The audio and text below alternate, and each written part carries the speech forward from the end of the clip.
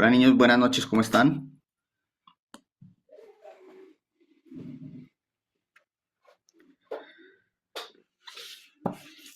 Hola, profe. Hola, hola. A ver, por el chat, buenas tardes, Sandra Montesinos, presente. Está muy madrugadora, Sandra, poniendo ya el presente, al final de la clase. Y bueno, hoy no vamos a esperar 2, 3 minuticos a que entren porque hoy la clase es muy larga. Entonces, bueno, como siempre, como casi todos. Y, eh, y espero que rinda. A ver, dicen por acá. ¿Por qué nos dice niños? Como de cariño. Hola chicos, hola niños. Como como de muletilla. Buenas noches, profe. Hola. Eso, pero no más. No sé si de pronto incomodo a alguien si los saludo diciéndoles así. No, profe, Para nada, profe. Bueno, mejor sentimos más niños. claro. Tenemos un niño interior. Trato de que sea un poco más personalizado el tema para que entremos más en la onda. Pero eso, Alfonso. Bueno, entonces vamos a iniciar. La clase número 2 del módulo 4. Recuerden que esta clase se evalúa el próximo jueves, junto con la que vimos el jueves anterior.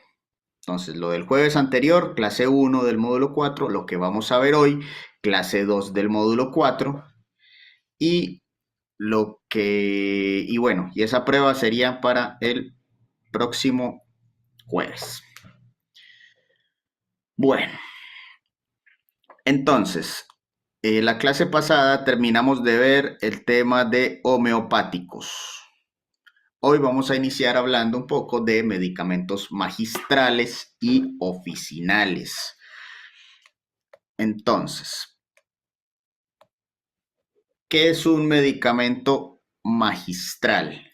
Es aquel que se elabora de forma inmediata conforme a una fórmula magistral prescrita por un profesional habilitado para ello, usualmente los médicos, a un paciente determinado, sobre la base de la simple división de una materia prima activa o producto farmacéutico registrado en el país. ¿Cómo así? ¿Qué significa eso? Significa que eh, un producto magistral es determinada concentración de un producto que no se consigue de forma comercial. Me explico. A mi gato, porque también hay magistrales veterinarios, a mi gato tiene problemas del corazón. Entonces, a él le mandan amlodipino, a ella le mandan amlodipino, es gata. El amlodipino de forma comercial lo encontramos de 5 miligramos y 10 miligramos en comprimidos. Pero por ser un gato chico que pesa como 3 kilos, entonces debe ser una fracción de la concentración más baja, más o menos 1 miligramo cada 8 horas. Entonces yo no puedo comprar una tableta de 5 miligramos y partirla en 5, imposible. Entonces, ¿qué es lo que se hace? Un médico veterinario me envía a hacer amlodipino de 1 miligramo en un jarabe que yo le voy a dar cada 8 horas en determinado volumen.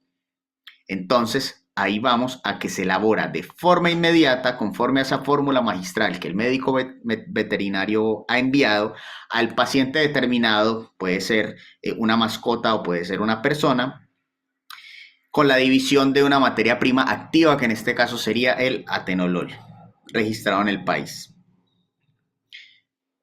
Tienen un periodo de validez asignado, usualmente son 30 días. Un producto magistral más allá de 30 días no es, o sea, pierde su estabilidad, ya que no es preparado dentro de un laboratorio bajo condiciones supremamente controladas. Ojo, el preparado oficinal, aquel elaborado conforme a lo descrito en una farmacopea, que es una enciclopedia de fármacos, una farmacopea farmacéutica oficial, tenemos una en Chile, ahorita se las muestro, norma técnica aprobada por el Ministerio de Salud a propuesta del ISP. Entonces, el preparado oficinal también se prepara en una farmacia, se llama farmacia con un área de magistrales o de oficinales, pero la diferencia es que el oficinal no es para una persona en concreto o un paciente en concreto elaborado de forma personalizada.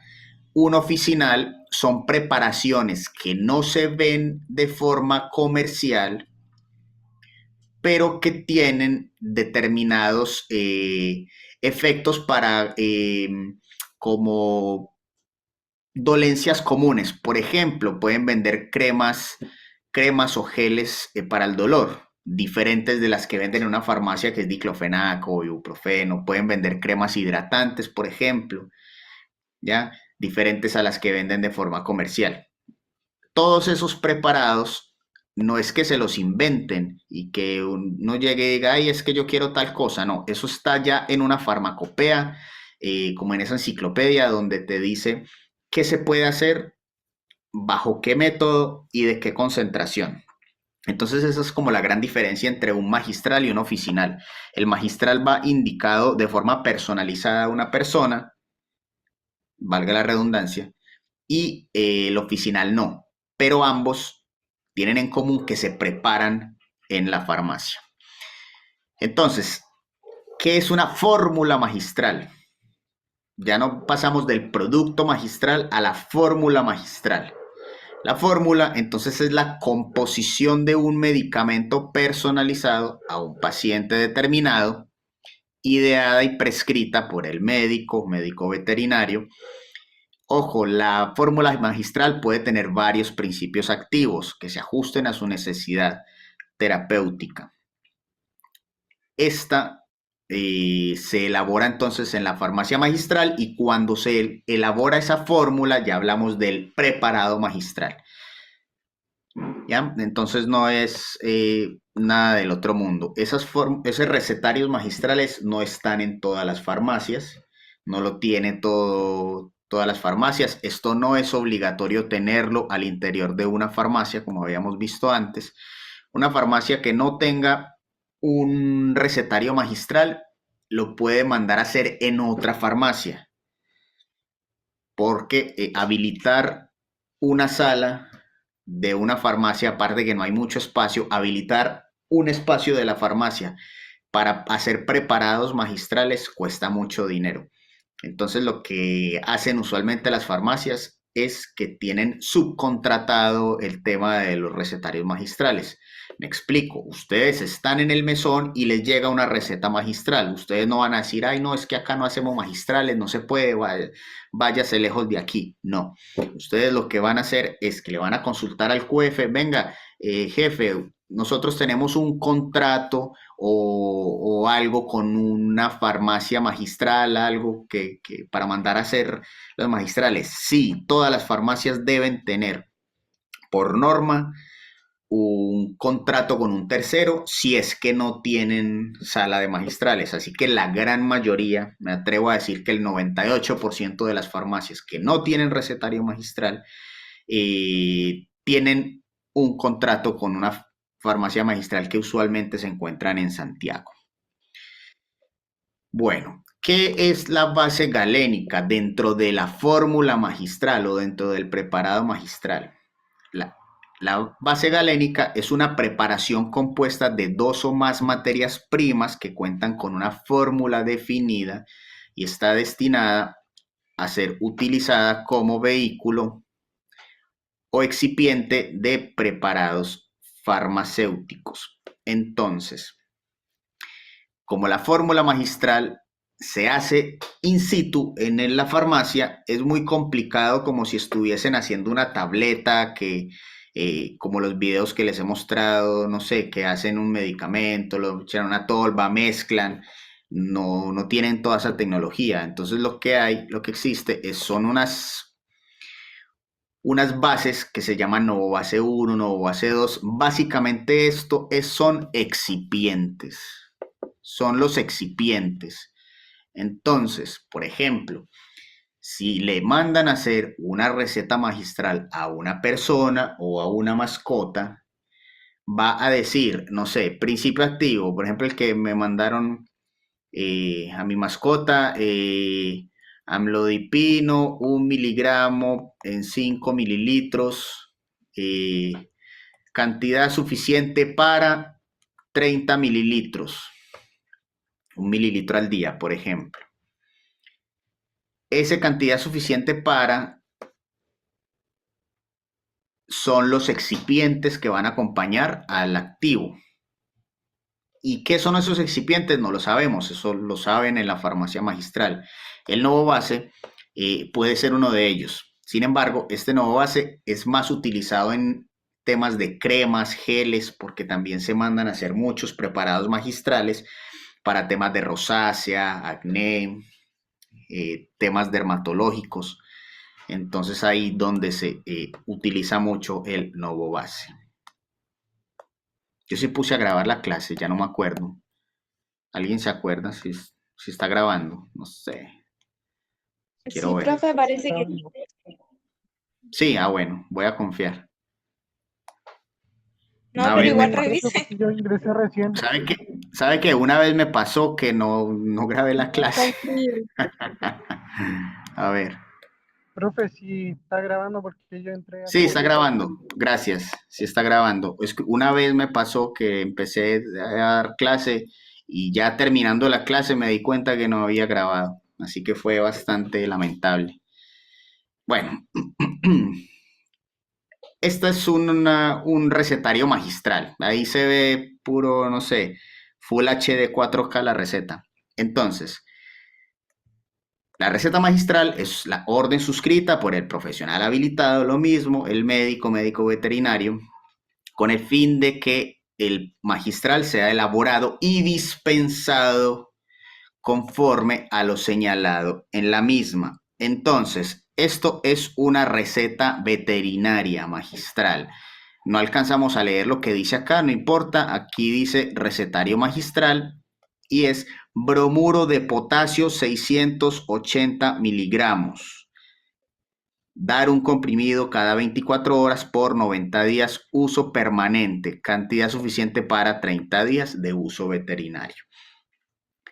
Entonces, el bromuro de potasio es un medicamento anticonvulsivo, ya es un anticonvulsivante para los perritos. Este medicamento no se encuentra de forma comercial en esas concentraciones. Imposible. Entonces, ¿qué toca hacer? Un medicamento magistral. Esto se manda a preparar.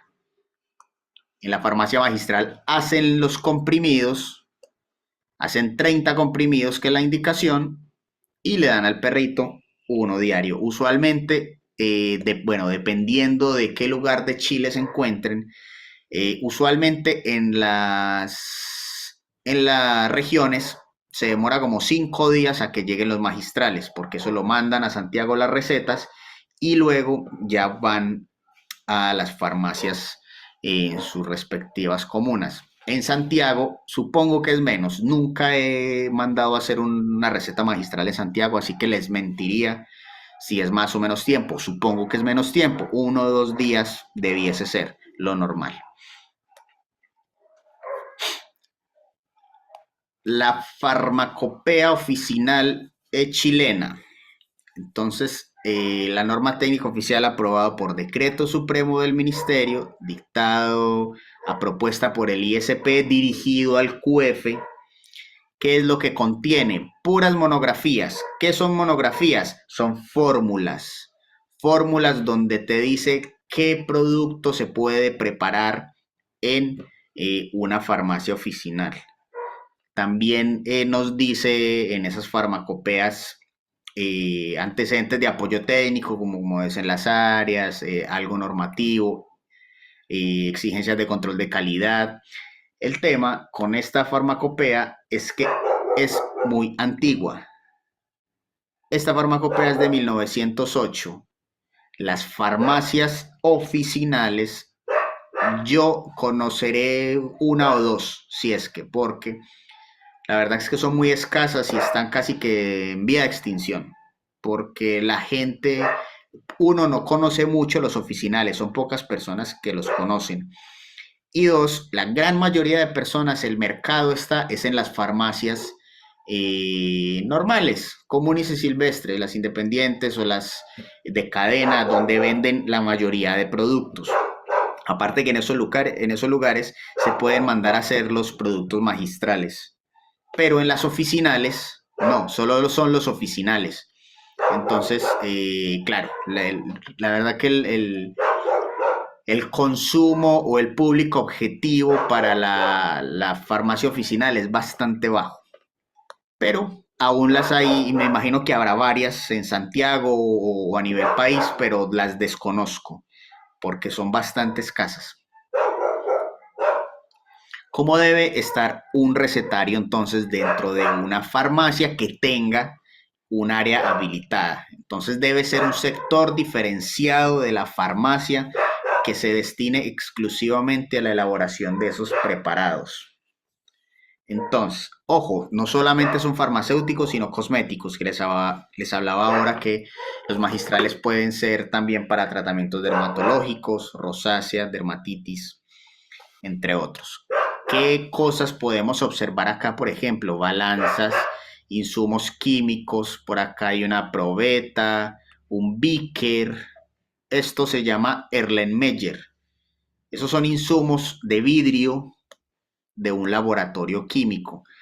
Entonces, lo que vemos por acá, esto me parece que es un Erlenmeyer, esto de acá, esto se llama probeta, esto de acá, que está cortado a la mitad, se llama beaker.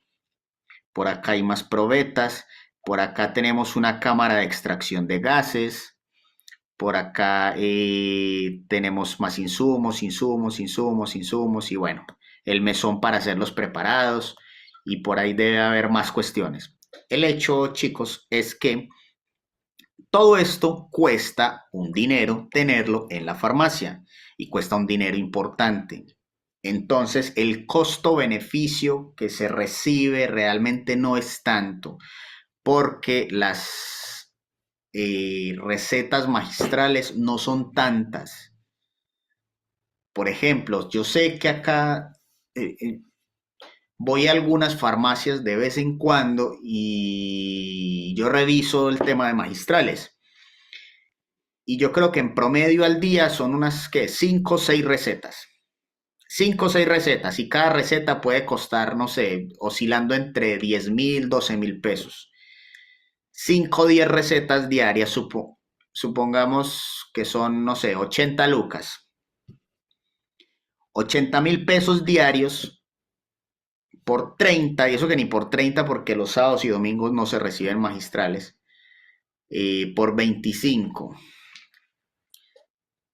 Eso no alcanza a paliar la, la cantidad de inversión que se tiene en un lugar de estos, porque son, a ver, son como 200.000 pesos al mes que se venden en magistrales.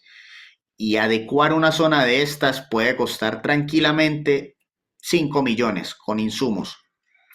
De 200.000 a 200.000, ¿uno cuándo va a solventar esto? Muy difícil. Entonces, esa es la razón principal por la Pero, cual, profe, sí, pero no puede ser una inversión a largo plazo porque igual, bueno, la inversión a largo plazo, pues como todo lugar, por ejemplo, en el área del transporte es como una inversión a largo plazo, ¿o no? claro, es una inversión a largo plazo. Sin embargo, eso como las farmacias, la mayoría de farmacias no tienen esa visión a largo plazo, sino que quieren vender ya y quieren vender lo que más se pueda. Entonces, uno, para librar 5 millones de pesos vendiendo 200 lucas diarias, les va a tomar más o menos unos 2 a 3 años, que no es malo. Pero el punto también es que esto les va a ocupar mucho espacio para guardar otros insumos. Aparte de habilitarlo, porque el CEREM y el ISP lo tienen que habilitar, tienen que dar el check para que eso funcione. Entonces, esto puede ser un poco más, ya que hay que pagar permisos, equipos. Bueno, el tema es que el espacio tampoco es que sea muy bueno, porque la mayoría de las farmacias tienen sus espacios muy ajustados, a excepción de las cadenas, perdón, a excepción de las cadenas que sí tienen espacio suficiente. Pero por eso es que muy pocas farmacias lo tienen. Realmente se ponen a echar cuentas y no, como que no vale la pena la inversión, ¿ya? Entonces, la condición de venta de los preparados magistrales y preparados cosméticos es bajo receta médica. Los preparados oficinales serán expendidos conforme a la condición de venta que determine la farmacopea. Entonces, si por ejemplo se va a mandar a hacer un medicamento que es de control legal, el médico tiene que hacerlo en una receta de acuerdo al medicamento que mande a hacer. También hay medicamentos magistrales que se hacen en receta cheque, porque es de control de receta cheque. Entonces, eso va anclado a la norma que ya hemos revisado de los psicotrópicos y estupefacientes. Lo mismo sucede para el tema de los oficinales. Entonces, los preparados magistrales no pueden contener principios activos en las mismas dosis y formas farmacéuticas de especialidades farmacéuticas registradas. Súper importante. ¿Por qué? No tiene sentido yo mandar a hacer un preparado magistral de un atenolol de 5 miligramos cuando en la farmacia me venden un atenolol de 5 miligramos. No tiene sentido, ¿ya? Entonces, por eso estos magistrales no pueden contener esos principios activos en las mismas dosis, porque ya existen de forma comercial. Entonces, no ha lugar. Tampoco en formas farmacéuticas de especialidades ya registradas. Entonces, solamente en el caso de pacientes con intolerancia a excipientes determinados, súper importante, en medicamentos que no tengan, por ejemplo, bioequivalentes, y que quizá a la persona le haga daño un excipiente, por ejemplo, tenga lactosa y la persona no pueda, sea intolerante a la lactosa como excipiente, ahí sería posible que el médico le mande a hacer un preparado magistral y que le preparen el medicamento sin lactosa, sin el excipiente lactosa. Eso es posible, ¿ya? Eso el médico lo hace explicando e indicándolo en la respectiva receta, la condición médica de la persona y nombrando pues el excipiente que no puede tolerar dicha persona. Pueden prescribir preparados magistrales ¿quiénes? Médicos cirujanos, cirujanos dentistas, matronas, médicos veterinarios, dentro de sus respectivos ámbitos profesionales. ¿A qué se refiere? Que un médico cirujano no va a ser un magistral para un perro y viceversa tampoco va a ser. Entonces cada uno puede hacerlo dentro de su área profesional. El documento que se prescriban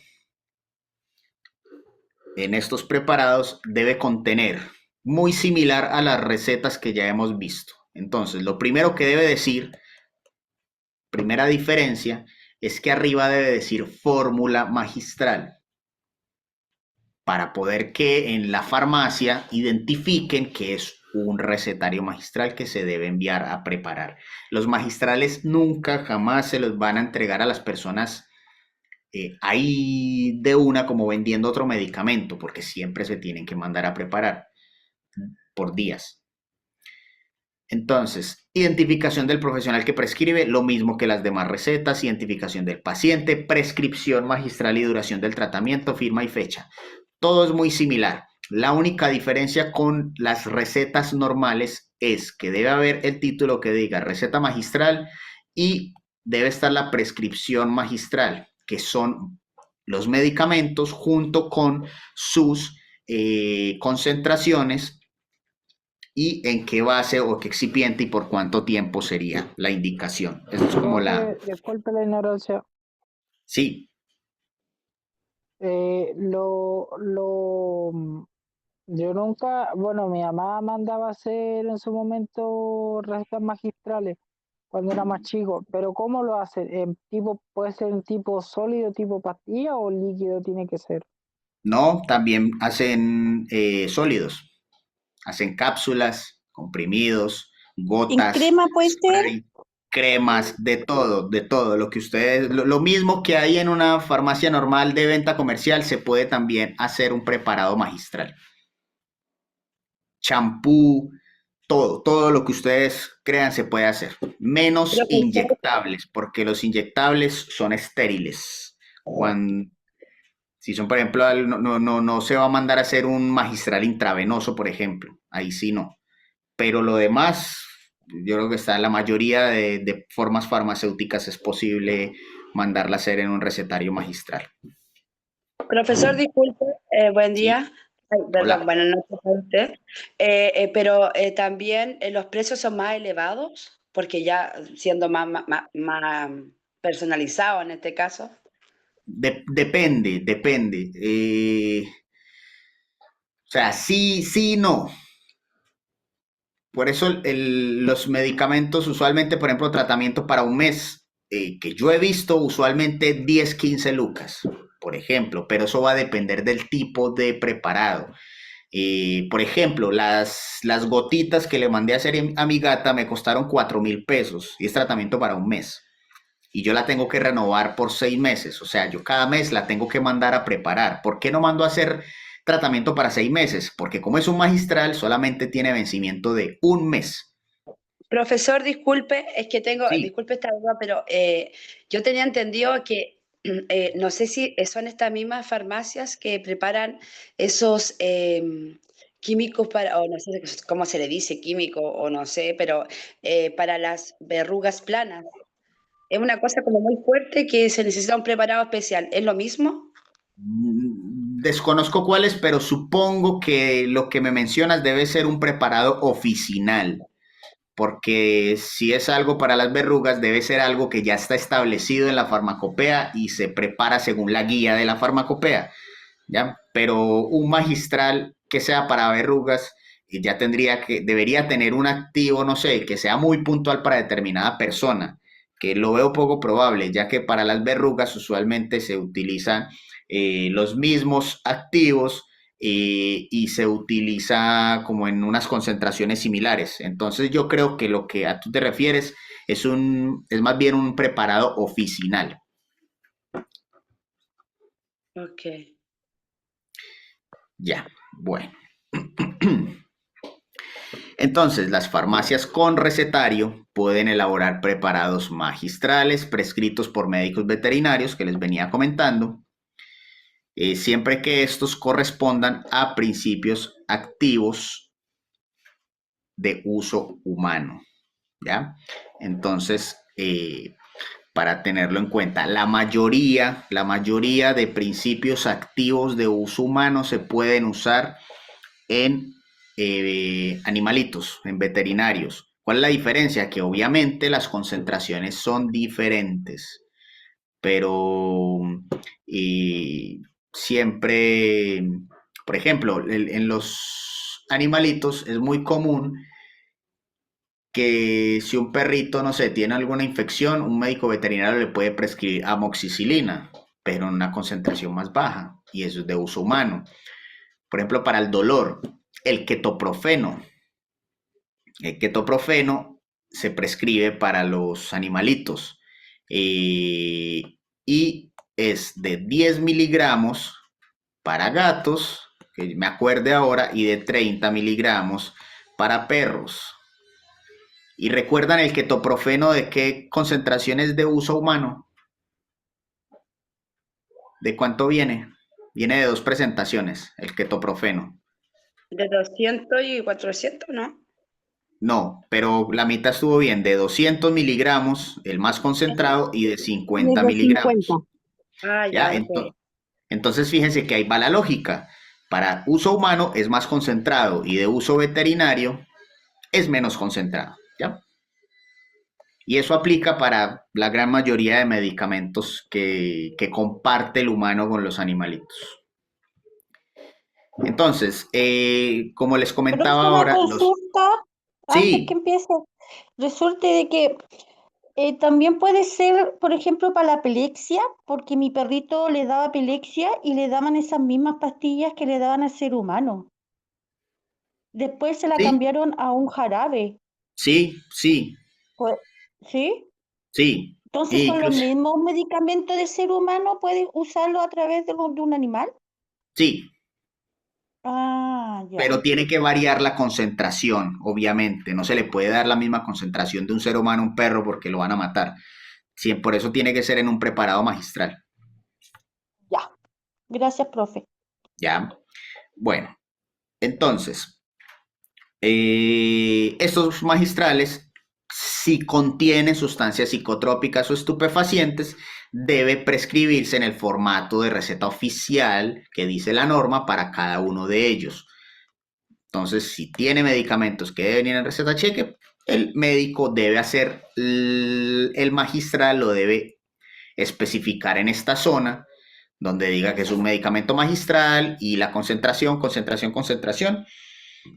y así tal cual se manda a preparar. El plazo durante el cual una receta es válida para ser presentada a su elaboración en recetario es de 30 días corridos, contados desde la fecha de su extensión.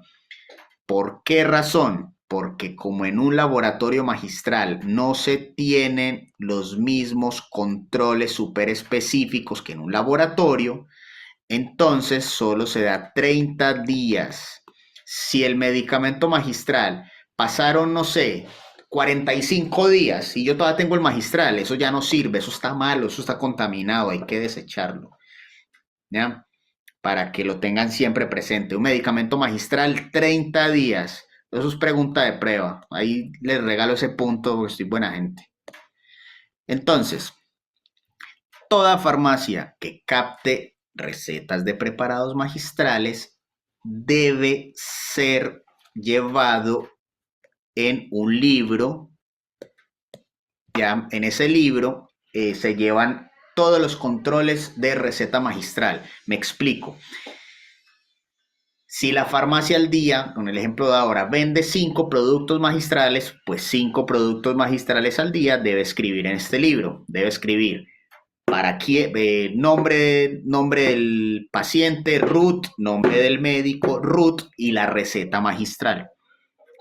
Todos deben estar escritos en ese libro, porque eso es un control y eso lo fiscaliza el CEREMI o el ISP. ¿Y quién lo lleva? El químico farmacéutico. Ustedes no tienen que llevar este libro, ¿ya? Solo para que sepan que se lleva dentro de la farmacia y es responsabilidad del QF.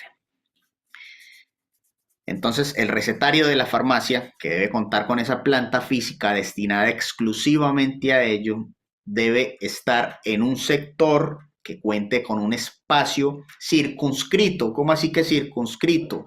Circunscrito quiere decir delimitado, que diga, esto aquí se preparan magistrales y esté el espacio, ¿ya?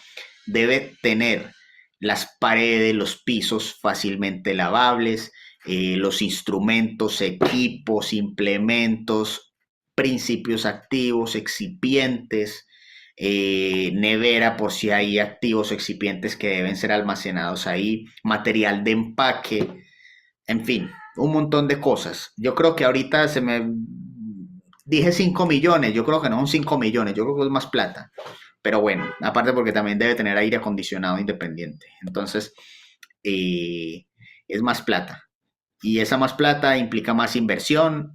Y esa es la inversión que muchos dueños de farmacia, pues como no es algo obligatorio, no están obligados a hacerlo. Además de eso, porque si la farmacia utiliza, por ejemplo, este espacio como bodega y los magistrales los manda a hacer en otra farmacia, la farmacia que recibe el magistral puede también ganar una comisión. Me explico. Ustedes están trabajando en una farmacia que no tiene recetario. Reciben el magistral a la farmacia donde ustedes van a estar, se lo cobran a 8 lucas. Pero ustedes se lo venden al usuario en 12 lucas. Ganaron 4 luquitas. Entonces ese es el negocio. ¿Ya? Por eso es que no ha lugar en la mayoría de farmacias el tema de la inversión en el recetario. Aparte, entonces debe disponer de un almacenamiento que se identifique separadamente materias primas, material de envase, preparados farmacéuticos elaborados.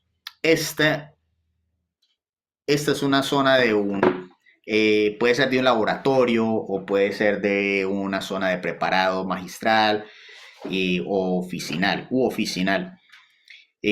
así se ve espectacular, súper bonito el laboratorio, muy ordenadito, organizadito con todas sus materias primas, todo bien rotulado, con sus equipos y sus insumos para las preparaciones de los productos.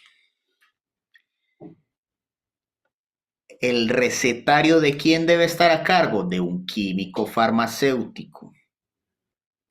Si no está un QF, debe dejar encargado a otro QF, no otra persona ni otro profesional.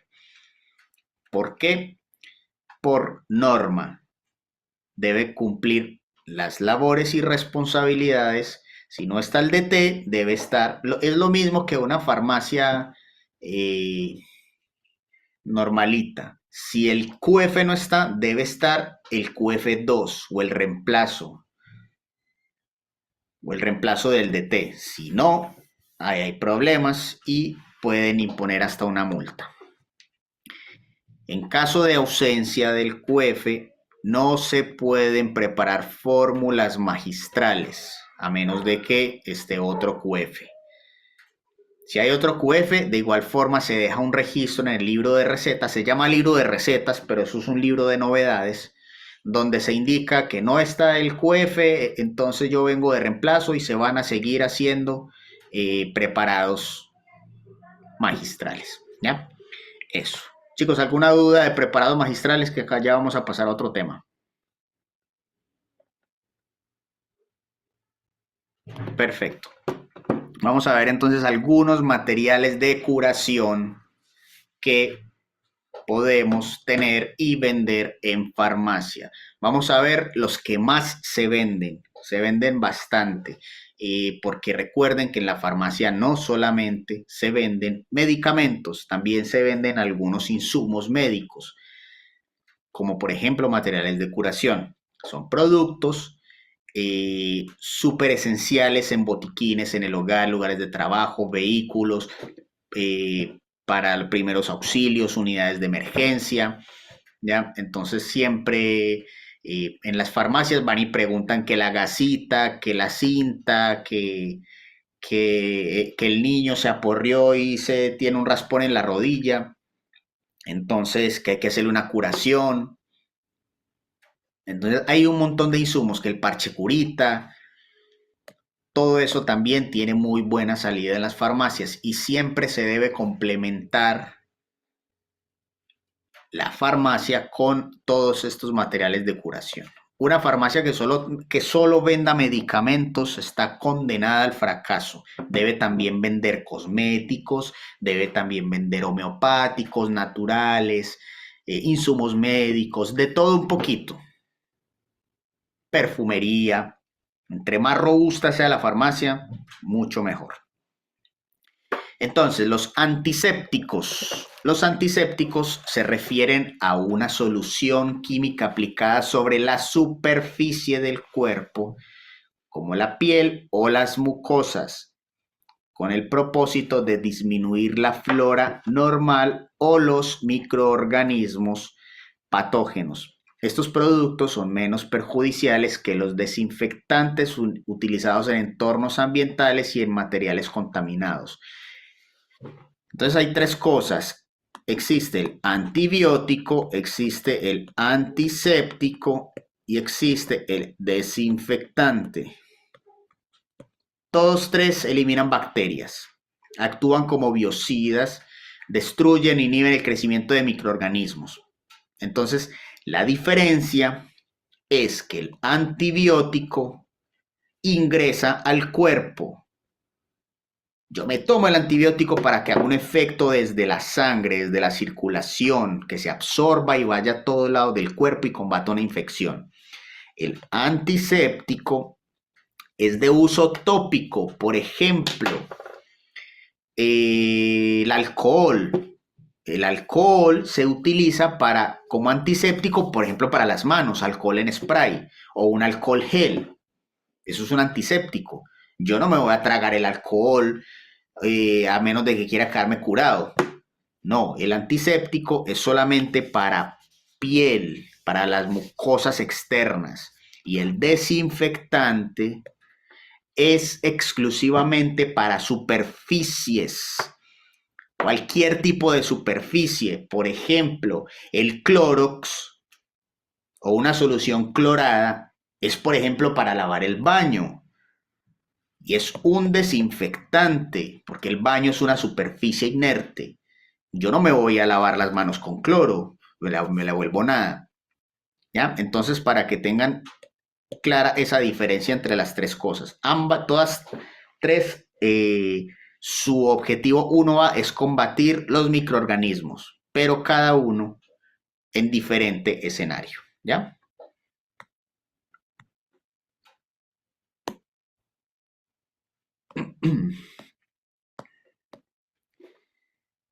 Entonces, ¿cuáles vemos ahí?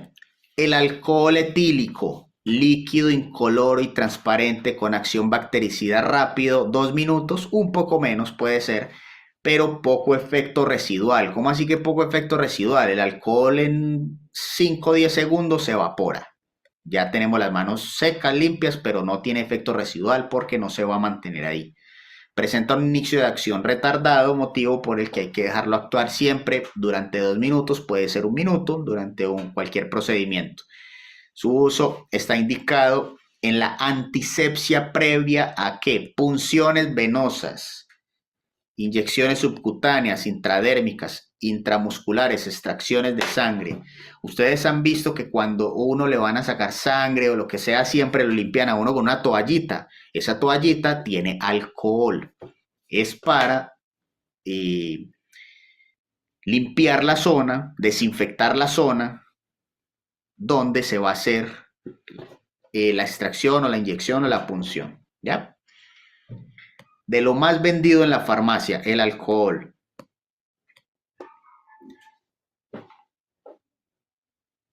También, ojo, también es inflamable y su uso prolongado produce irritación y sequedad en la piel. No debe utilizarse sobre heridas porque irrita el tejido dañado, forma coágulos que protege las bacterias sobrevivientes.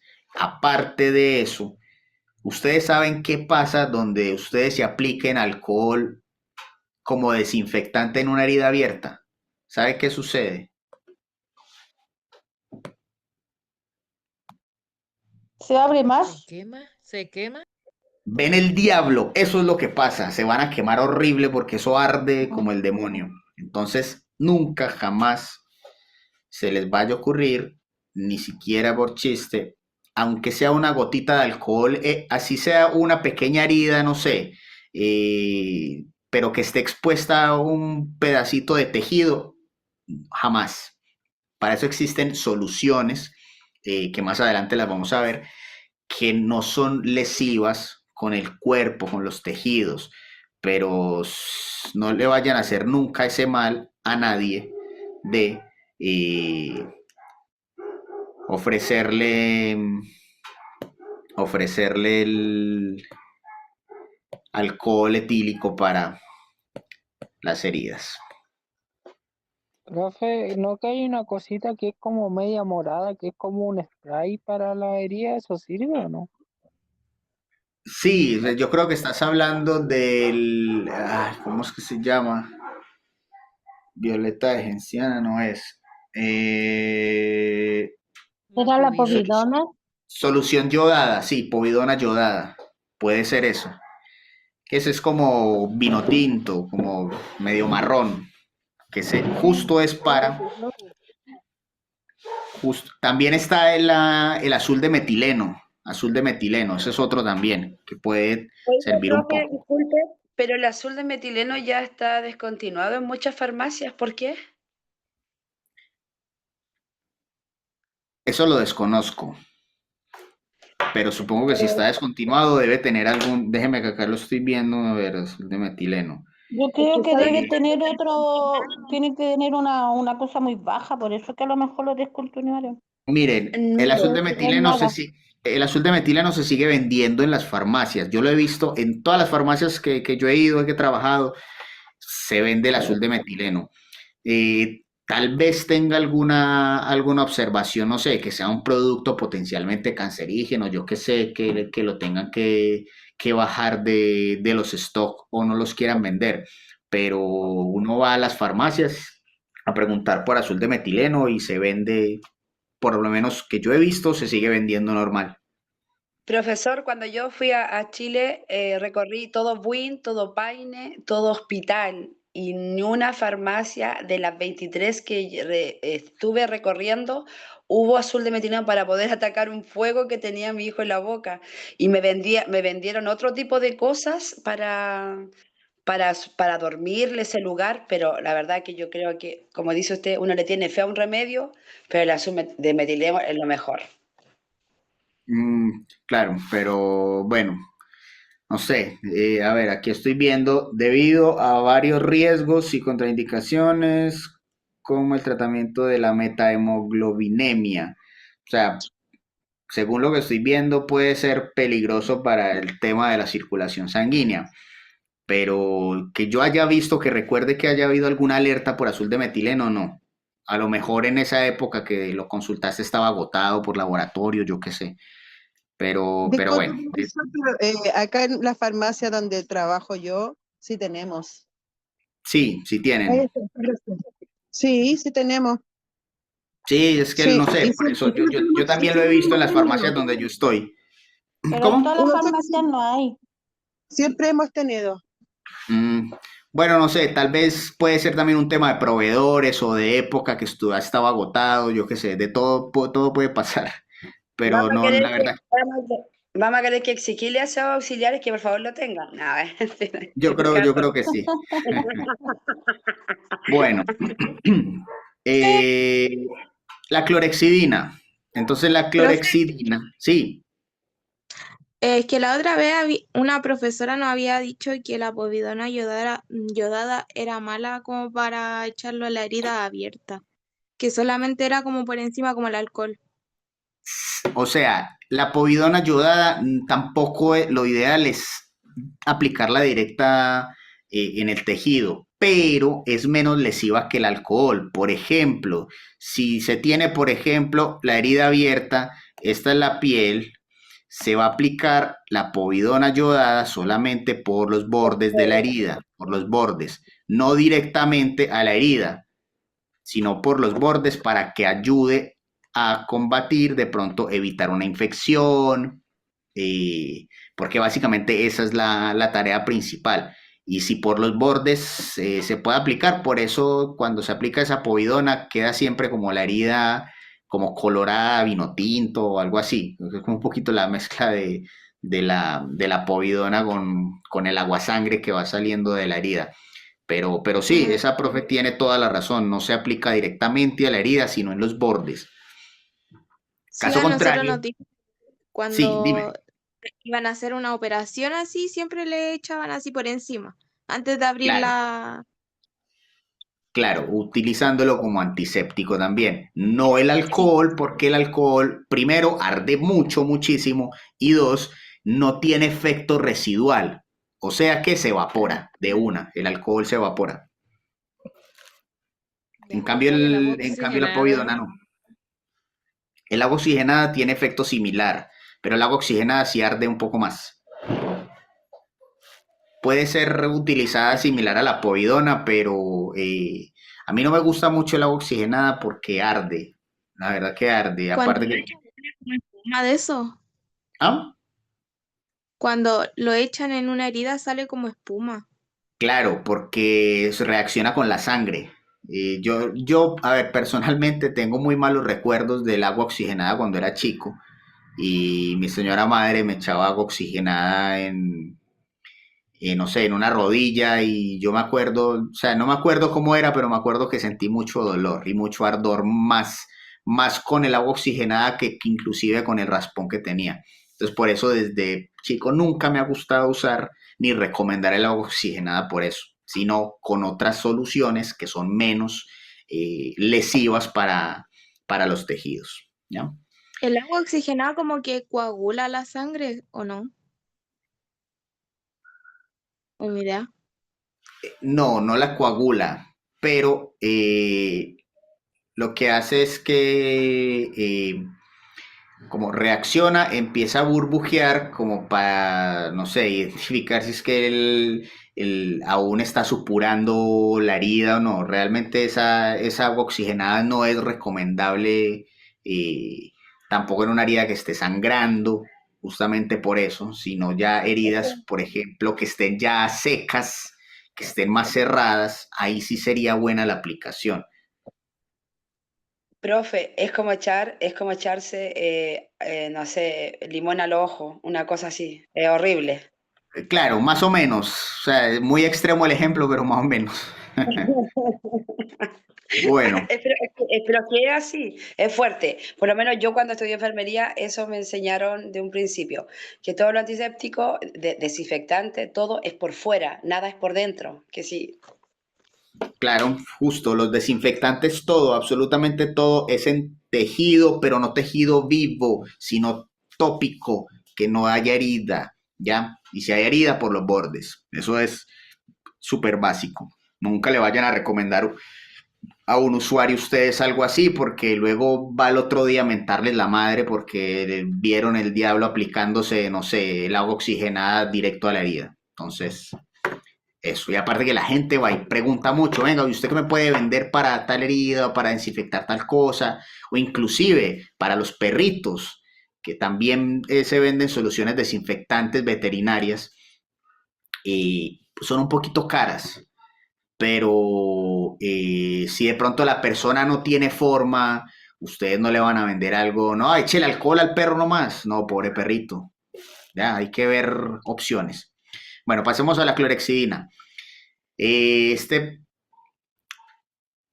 es un producto soluble en agua, por lo que se usa bajo forma de sales, que es el digluconato. Esta presentación se ve más que todo de uso hospitalario, ¿ya? No sé si ustedes han visto el Oralgene, que se vende en farmacia como colutorio bucal. El Oralgene también es clorexidina, solamente que es clorexidina al 0.12% para enjuagarse el tejido bucal.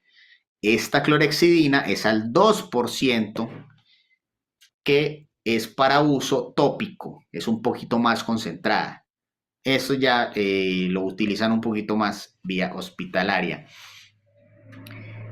Este antiséptico tópico y activo frente a un amplio espectro de microorganismos, gram positivo y gram negativo, virus como VIH, algunos hongos, solo esporicida a elevadas temperaturas. ¿Cómo así que esporicida? Que mata las esporas de los hongos, no mata el hongo como tal, mata solamente las esporas, o sea que el hongo queda vivo, ¿ya? Reacciona con los grupos aniónicos de superficies bacterianas, alterando la permeabilidad, o sea que daña la pared celular, la rompe, y al romperla muere la bacteria. Eso es como el mecanismo de la clorexidina. La actividad de esta clorexidina es superior a la de la povidona, por eso no se vende mucho de forma comercial. Algunas farmacias lo podrán tener, pero lo veo poco. Es muy bueno y es un poquitín más caro. También, debido a su persistente actividad sobre la piel con el uso continuo, efecto rápido, mínima absorción, pero también puede tener reacciones adversas como todo. Puede aparecer alguna reacción alérgica, quizá por el uso de clorexidina o quizá por el uso de povidona ayudada, que es poco probable que suceda, pero siempre hay posibilidades de que aparezcan reacciones adversas. La povidona ayudada, entonces, de la que estamos hablando ahora, antiséptico tópico de amplio espectro con actividad microbicida del yodo, activo contra bacterias, hongos, virus, protozoos, variable frente a micobacterias, no es esporicida. Su actividad se mantiene en presencia de sangre y tejido necrótico. O sea, si por ejemplo aplican la povidona en los bordes de la herida y la herida está supurando, la sangre no va a inactivar el producto, sigue actuando.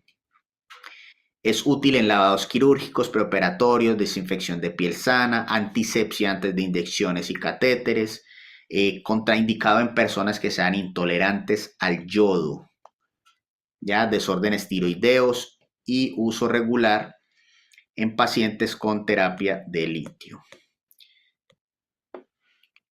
Puede interferir en pruebas tiroideas por el yodo, dar falsos resultados positivos en pruebas de sangre oculta, evitar uso prolongado en embarazos y lactancias por el yodo, ¿ya? Reacciones adversas raras, puede presentarse irritación cutánea, efectos sistémicos en aplicaciones extensas y evitar interacciones con derivados mercuriales, que es algo muy raro y probablemente a ustedes nunca les va a tocar, así que solamente se los menciono. Algo que tenga mercurio no puede estar presente con esta solución yodada. Pasamos a Pero, las profe, gasas. lo Sí. más cercano a ocupar mercurio era lo antiguo, los antiguos termómetros que eran de mercurio. Eso Sí, como porque todo eso está en desuso. Esos, inclusive no, esos, sí, ahora por que eso le mencionas preguntaba. esos. Yo decía como dato, más que Sí, nada. sí, tal cual, estamos de acuerdo. Bueno, las gasas. Insumo empleado en medicina para curación de heridas. En el comercio se pueden encontrar gasas esterilizadas y no esterilizadas. En las farmacias se venden gasas de muchos tipos, rollos, vendas precortadas, grandes, chicas, y se le ofrecen a los clientes de acuerdo con la necesidad que tenga la persona. Gasas tejidas, material compuesto por juegos de hilazas, hilos verticales y horizontales que forman el cuadrado que está en el empaque. Se fabrica en máquinas telares, viene de fibra de algodón natural o material sintético puro o mezcla de ambos. ¿Cuál es la característica de la tejida? Que se adhiere más al tejido, se utiliza en relleno de cavidades en comparación a la gasa no tejida, que presenta menor absorción, menor elasticidad, mayor costo y puede generar residuos en la herida. Siempre, casi siempre, es mejor una gasa tejida. Casi siempre. La gasa no tejida se vende poco. ¿Por qué la gasa tejida? Si, por ejemplo, llegó la bendición y se hizo una herida en el codo, entonces hay que limpiarlo. ¿Con qué lo vamos a limpiar? Con una gasa tejida, porque la gasa tejida podemos absorber, por ejemplo, la sangre, la herida o o tierra que de pronto se haya quedado ahí. Si se nos ocurre limpiarlo con gasa no tejida, es probable que se queden trazas de hilos ahí en la herida y es muy difícil sacarlos, muy doloroso y puede generar infecciones. Esta gasa no tejida se fabrica usando un proceso llamado prensado, proceso que consiste en comprimir la tela a presión, lo que la deja con una estructura irregular. Son sintéticas o mezcla de sintética y natural. Entonces, el rayón o la celulosa aportan a la gasa suavidad, volumen y propiedad de absorber 5 a 11 veces su peso. Esta gasa no tejida podría usarse de pronto si se necesita, no sé, absorber algo, pero no se tiene una herida abierta. No se me ocurre qué ejemplo. Por ejemplo, no sé, en un procedimiento odontológico quizá podría ser, pero lo ideal siempre es la tejida, ¿ya? Están también los apósitos. Son insumos formados por algodón en su interior recubierto por gasa tejida a base del mismo material. Se utiliza como apósito secundario para proteger y como tapón. Entonces son súper buenos. Por ejemplo, si se tiene una herida, un raspón y no se quiere que se tenga, por ejemplo, un roce con piel, roce con ropa, se puede utilizar un apósito de este tipo ya que no se adhiere a las heridas.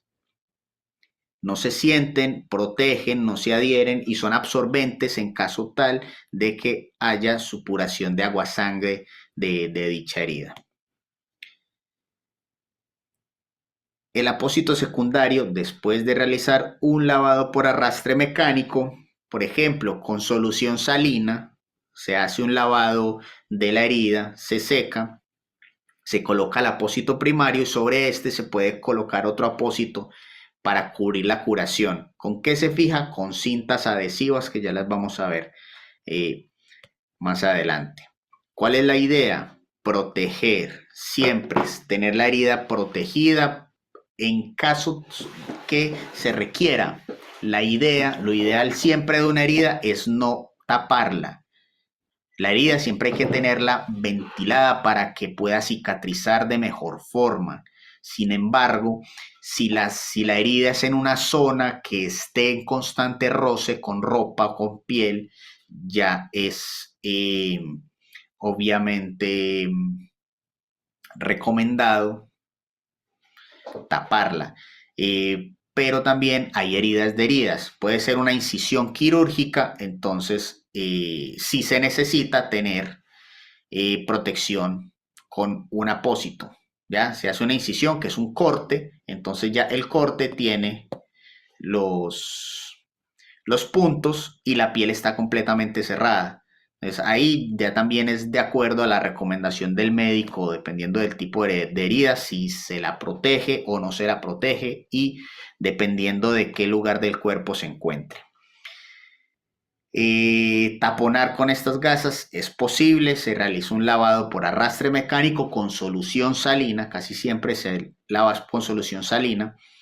Se realiza entonces por arrastre mecánico previo a la aplicación del apósito en forma compresiva. Se fija con venta adhesiva o con vendas en caso de procedimientos que necesiten taponar alguna estructura o alguna incisión que estén haciendo.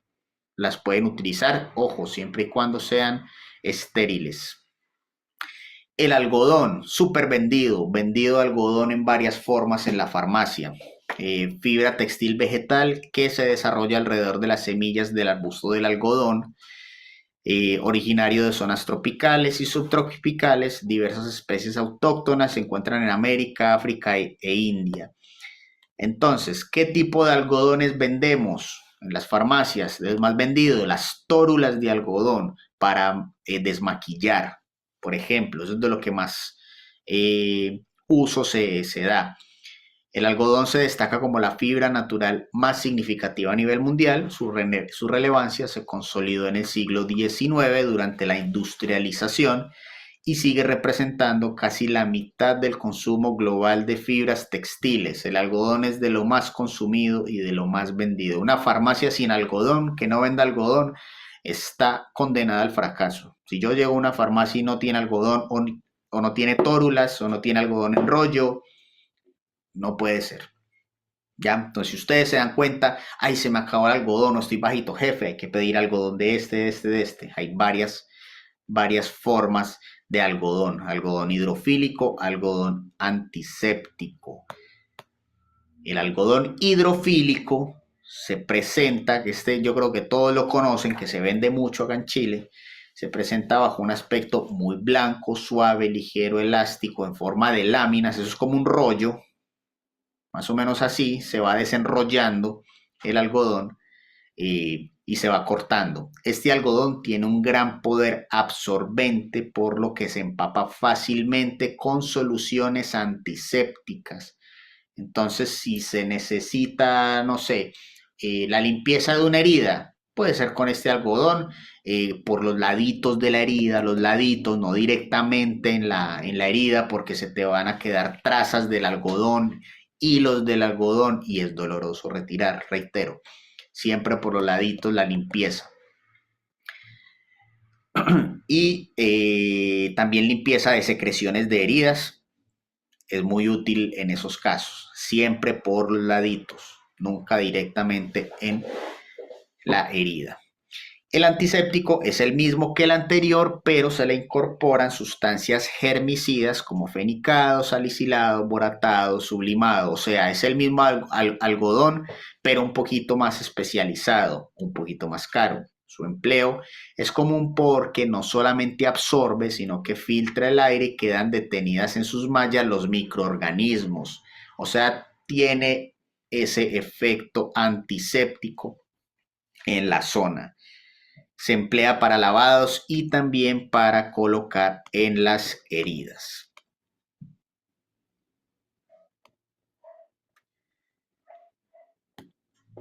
Telas adhesivas. También se venden mucho porque si una persona va a comprar una gasa, un apósito, siempre va a preguntar por la tela para pegar la tela, la gasa o el apósito. Entonces es un insumo médico desechable fabricado con polietileno de baja densidad, caracterizado por su estructura macroporosa y transparente. Este tipo de cintas tiene una textura muy particular. Ustedes la tocan y se dan cuenta que eso es para que pegue en las gasas, por ejemplo.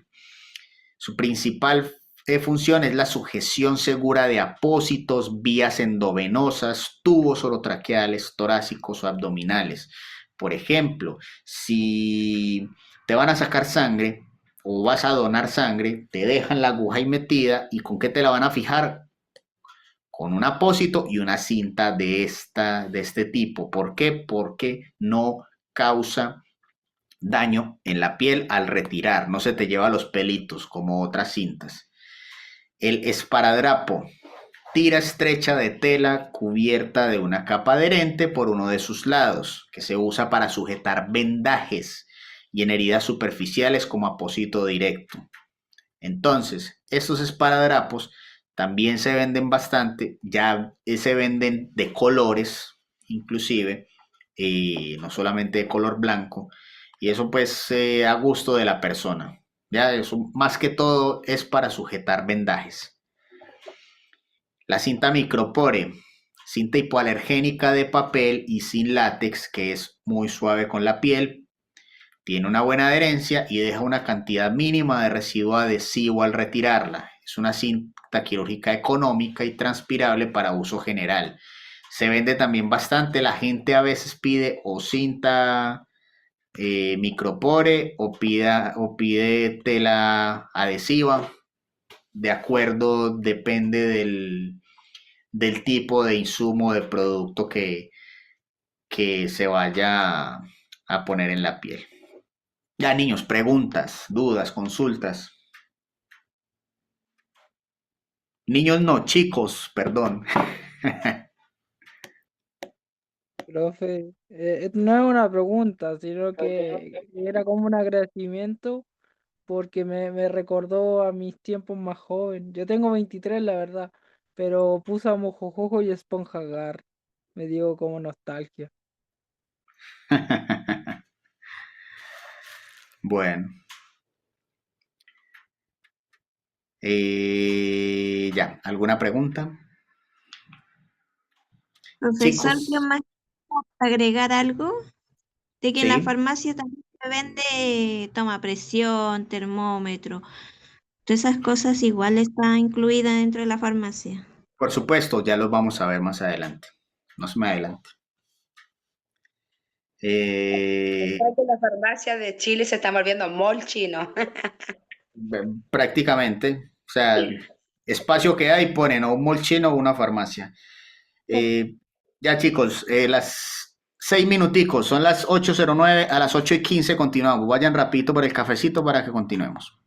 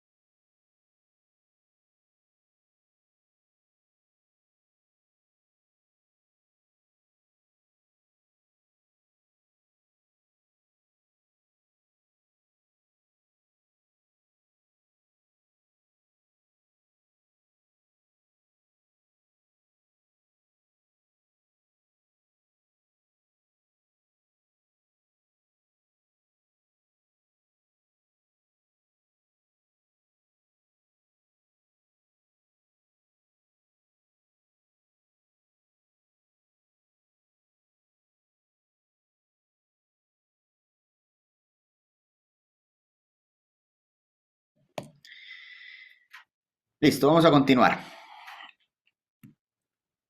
A ver qué dice por acá en el chat. Perfecto, Camila, no hay problema.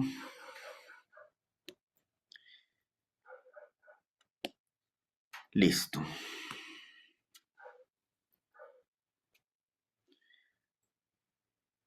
A ver qué se cerró esta cuestión. Ya estamos ahí bien con el sonido. Sí, profe. Ya, listo. A ver, íbamos como por acá. Ah.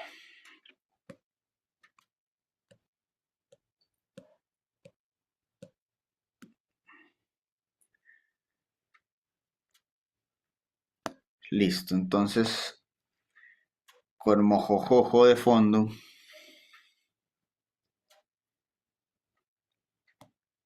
Vamos a continuar. ¿Qué más vendemos en la farmacia? Guantes. Harto guante. Se emplean en el ámbito de la salud, de la alimentación, en la industria en general para evitar contaminación bacteriana o como medida de seguridad. Se comercializan principalmente 3 tipos de guantes. ¿Qué tipos de guantes? El primero, de látex. Ojo, todos siempre vienen usualmente talla S, talla M, talla L. Entonces los guantes de látex desechables son ampliamente empleados en entornos médicos debido a su alta resistencia y capacidad de protección contra químicos y fluidos. Son efectivos contra acetonas, ácidos, se debe evitar el contacto con aceites y grasas. Ideales también, los llevan mucho para tareas del hogar, opción también en ámbito médico y quirúrgico.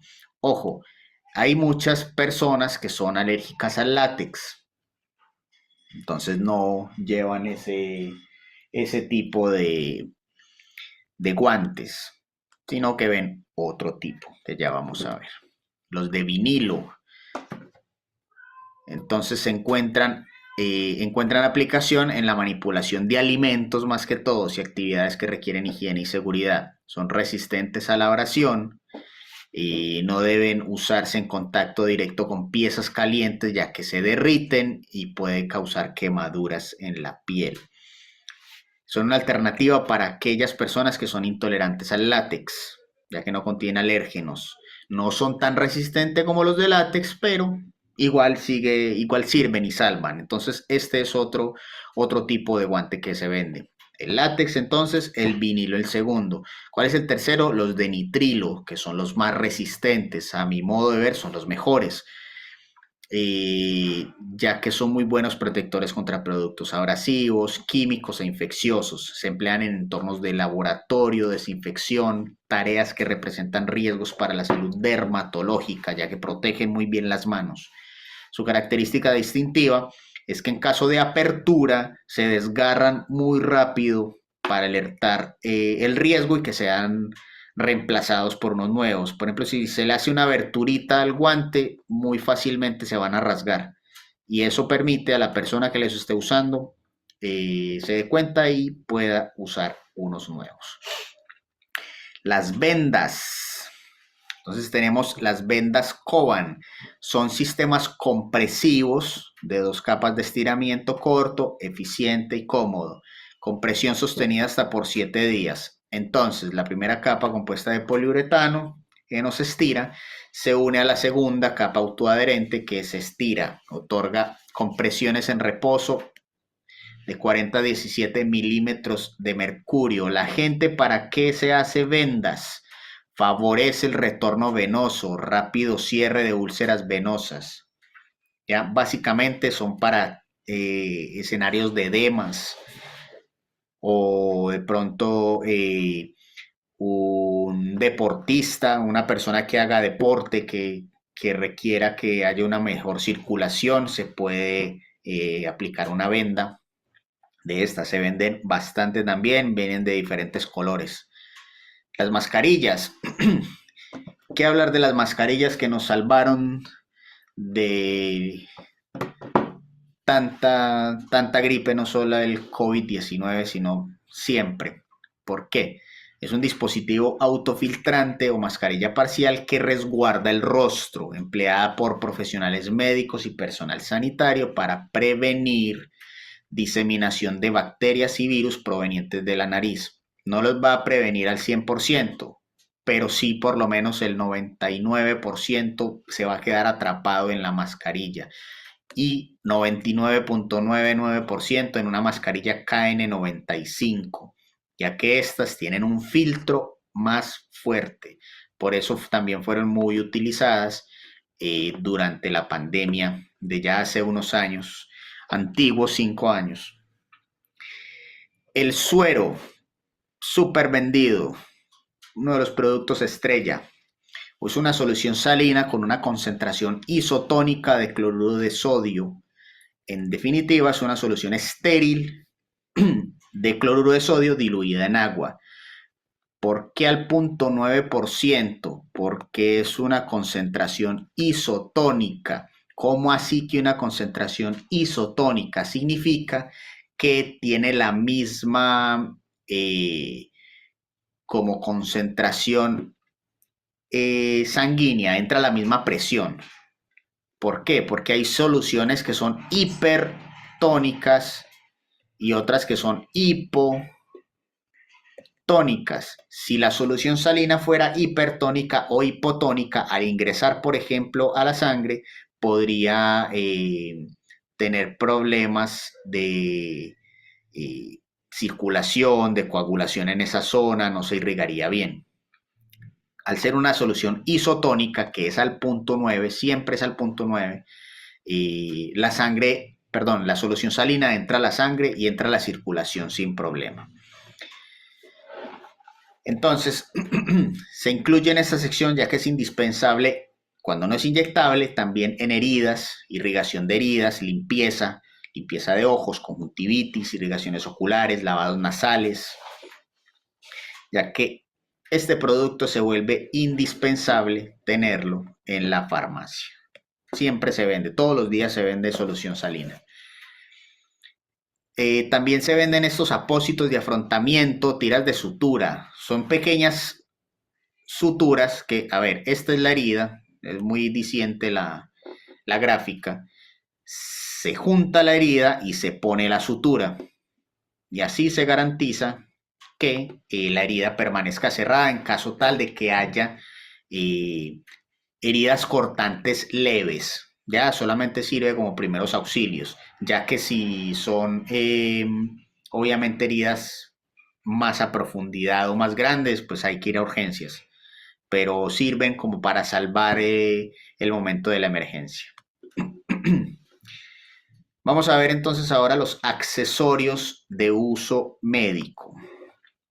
Jeringas, dispositivo destinado a la administración o extracción de líquidos en conductos, cavidades o tejidos orgánicos, especialmente para la aplicación de inyecciones. Consiste en un tubo hueco de vidrio, metal o plástico, que es toda esta parte, lo que hay adentro, que incorpora un émbolo. El émbolo es esta parte negra, para aspirar o expulsar el líquido dependiendo del movimiento aplicado. Entonces, si el émbolo se tira hacia atrás es para aspirar y si el émbolo se aprieta es para expulsar. Su extremo presenta entonces una cánula sería esta, equipada con una aguja hueca que se inserta en la zona del cuerpo donde se busca introducir o extraer el líquido. Existen entonces dos tipos básicamente de jeringas. La jeringa Luer Slip requiere que el personal médico empuje la aguja hipodérmica hacia el extremo de la jeringa, creando una conexión fuerte y segura.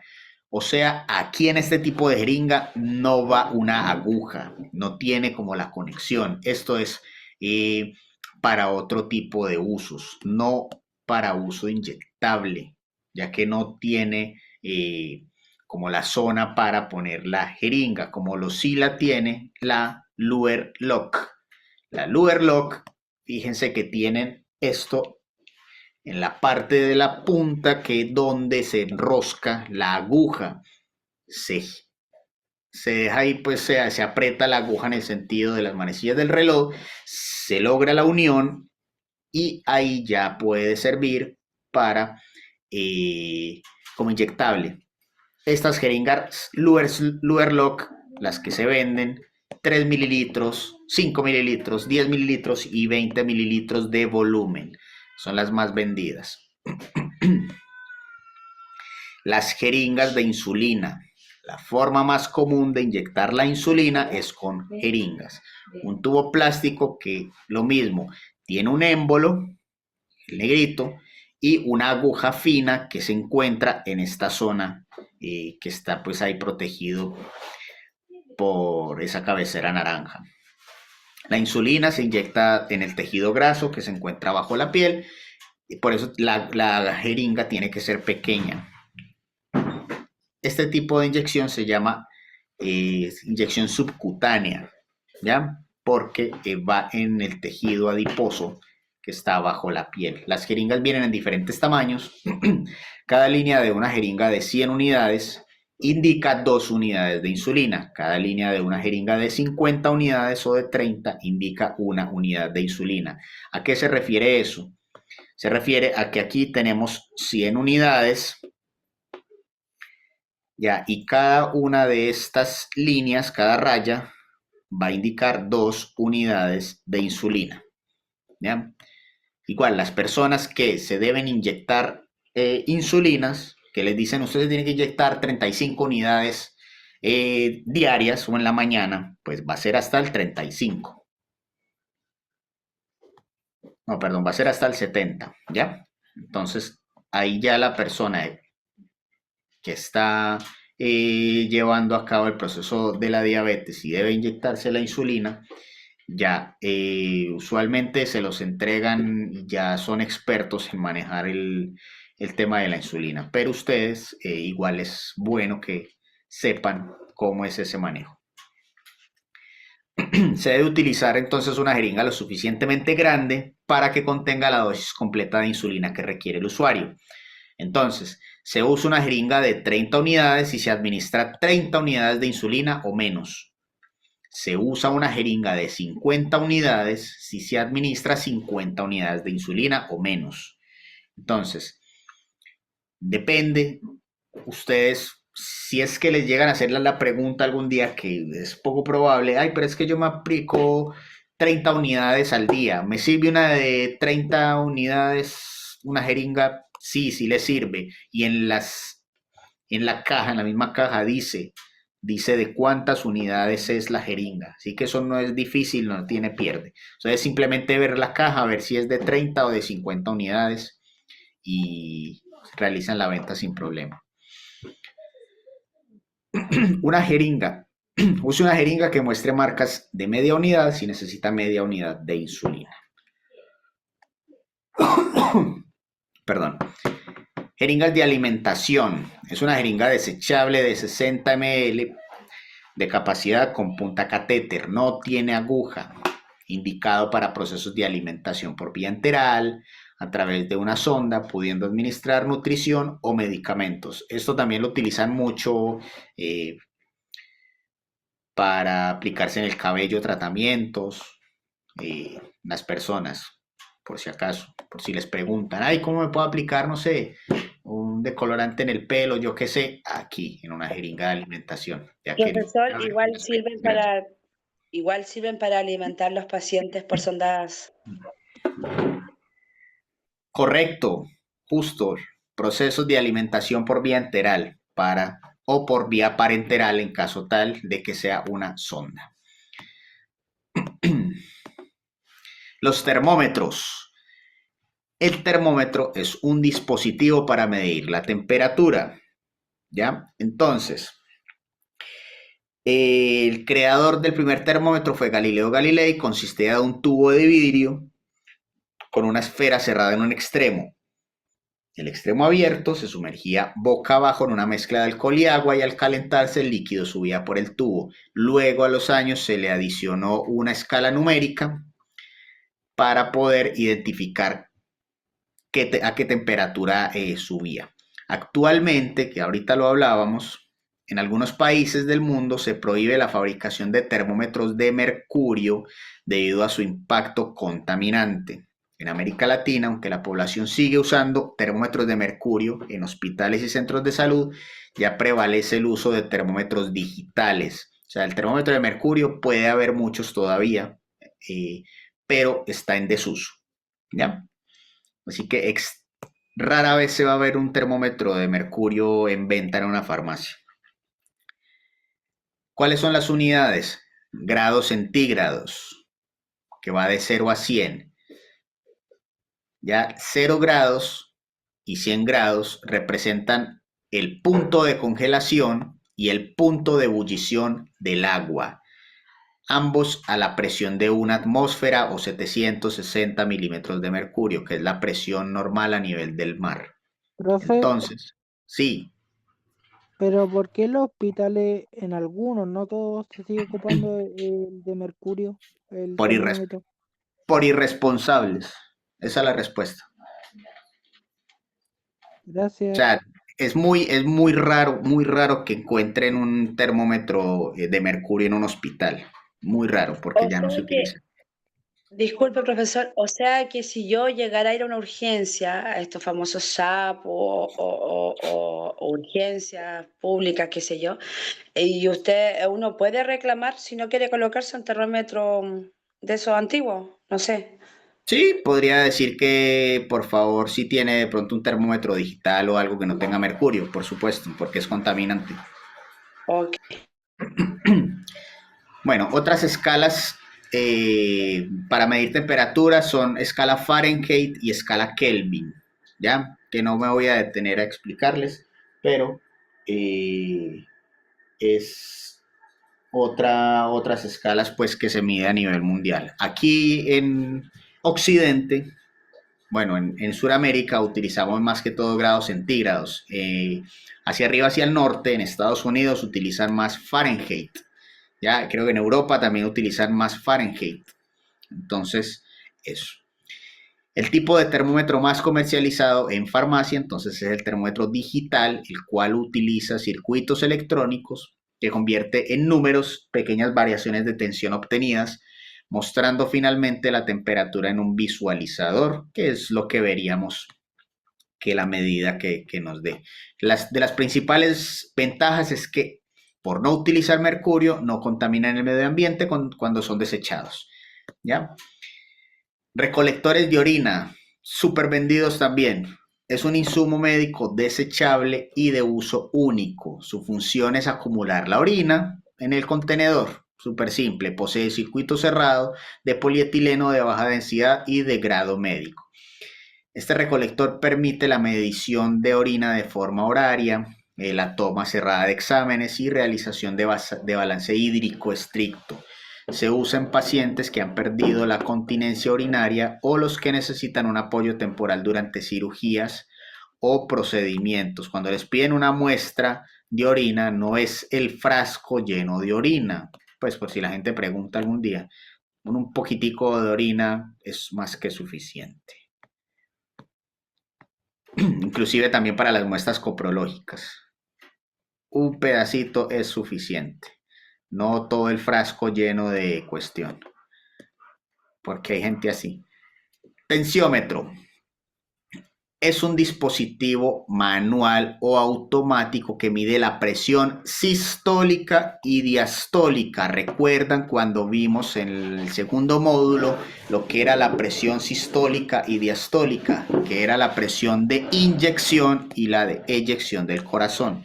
¿Ya? Entonces es de gran utilidad para personas con problemas de tensión que deben vigilar su frecuencia cardíaca en el hogar. Es un aparato muy bueno para diagnosticar, controlar y tratar la hipertensión. Entonces, una persona que tenga problemas cardíacos y se deba estar tomando la presión, tener uno de estos en casa, espectacular. ¿Qué le va a medir? La presión sistólica, la diastólica y las pulsaciones por minuto. También se vende en la farmacia. Hay dos tipos de tensiómetros. Los tensiómetros digitales, ampliamente reconocidos por su comodidad y facilidad de uso, son ideales para tomar la presión de manera rápida y rutinaria en cualquier lugar.